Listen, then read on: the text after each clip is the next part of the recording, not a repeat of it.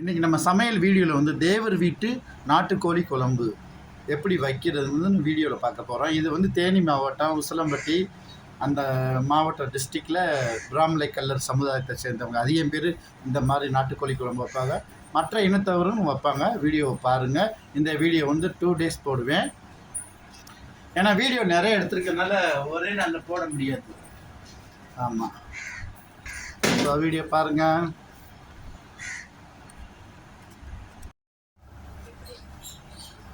நம்ம இன்றைக்கி சமையல் வீடியோவில் வந்து என்ன பார்க்க போகிறோம்னா, ஒரு நாட்டு சேவல் இருக்குது, அப்புறம் ஒரு நாட்டுக்கோழி ஒன்று வெட்டி ரெடியாக இருக்குது.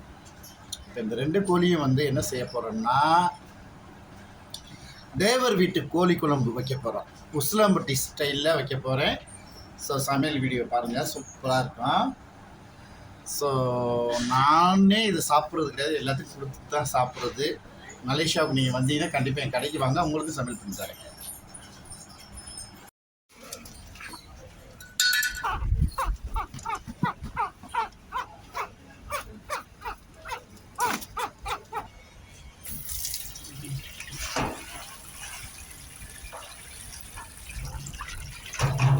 தக்காளி பழத்துல எல்லாம் மருந்து அடிச்சிருப்பாங்க, அதனால் எல்லாத்தையும் கழுவிடும்.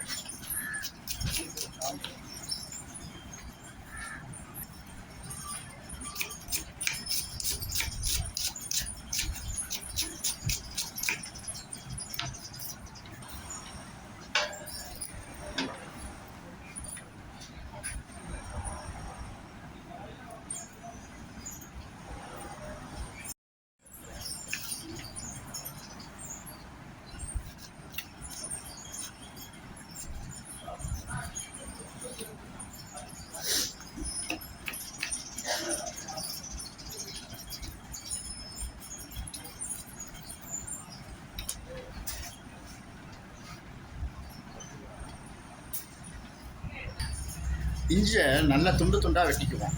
ஏன்னா இஞ்சி வந்து இந்த இடிகளில் போட்டு நச்சிடணும்.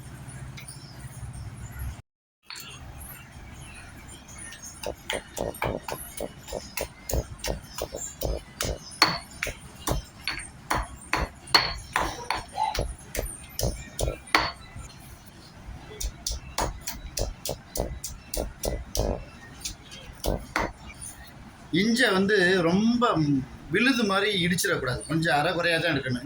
இந்த பக்குவத்தில் தான் இடிக்கணும்.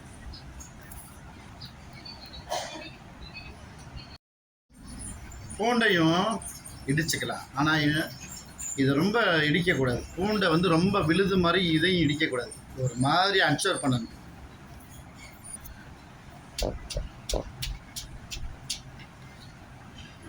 இந்த பக்குவத்தில் இடிக்கணும், ரொம்ப விழுது மாதிரி இடிக்கக்கூடாது.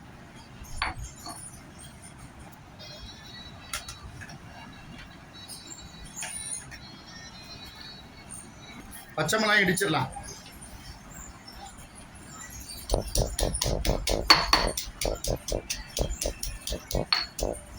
போதும், அவ்வளோதான் இடிக்கணும், ரொம்ப இடிக்கக்கூடாது.